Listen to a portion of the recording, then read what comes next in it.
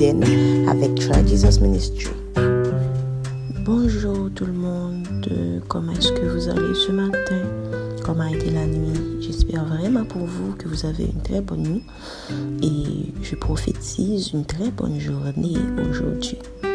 Alors, nous sommes ce matin dans le livre des psaumes, nous sommes au chapitre 32, je vous lis le verset 6. Qu'ainsi tout homme pieux te prie au temps convenable. Si de grandes eaux débordent, elles ne l'atteindront nullement.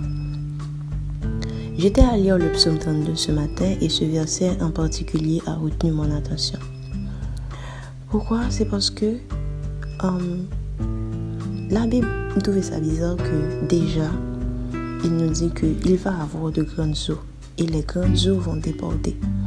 Mais à chaque fois que bon Dieu finit d'annoncer nos épreuves, ce qui est toujours joli, c'est que il toujours dit nous que il toujours nous une porte de sortie par rapport à ce qu'il a annoncé. Alors, il a parlé des grandes eaux ici, mais il dit nous tout que les grandes eaux ne nous atteindront nullement. Autre chose, il dit que tout homme pieux prie au temps convenable. Parfois, on dit ça qu'on arrive nous, on connaît juste une atmosphère qui est.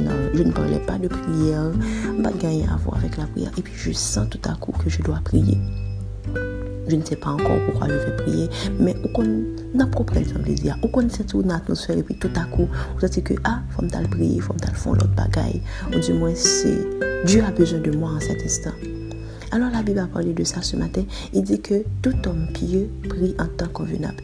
Je vous dis ce matin que à chaque fois que nous sentons nécessité, peu importe le temps, peu importe l'heure, nous sentons nécessité pour nous prier, il faut nous prier. Peut-être, sans le savoir, nous avons grandes eaux qui viennent et bon Dieu a fait nous faire réserve de telle sorte que grandes eaux, comme la Bible a dit, ne nous atteignent pas.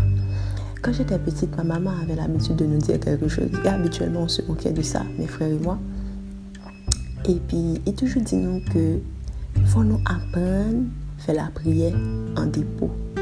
Elle nous expliquait que parfois, quand on prie, c'est comme quand on va à la banque et pour faire un dépôt, l'heure où besoin ou juste à le tirer.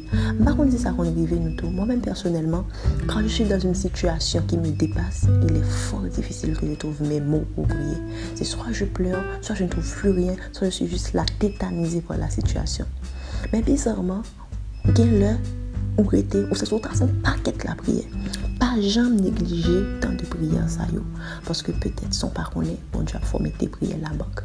Quand je suis grande, j'ai fini par réaliser que ma maman avait raison et j'ai même entendu dans un message un pasteur qui disait que qu'on cuve en or dans le ciel et puis dans le livre d'Apocalypse, Jean a dit que les cuve en or dans le ciel où il y a la prière des saints. Donc, les prières que vous faites parfois et que vous connaissez l'esprit de prière aussi, le Saint-Esprit te fait dire des choses que même mon parent doit me dire, bon, pourquoi je prie pour ça alors que cette situation ne me ressemble pas. Donc, la Bible nous dit ce matin et nous exhorte comme des gens pieux, des gens qui croient au Seigneur Jésus. Priez en temps favorable. Et quand les grandes eaux débordent, elles ne nous atteindront pas. D'accord? Aussi, si tu n'as pas encore Jésus dans ta vie, je pense que c'est vraiment le bon moment pour toi de le faire. Jésus a besoin de toi ce matin. Guys, passez une bonne journée et n'oubliez pas de prier au temps favorable, au temps convenable.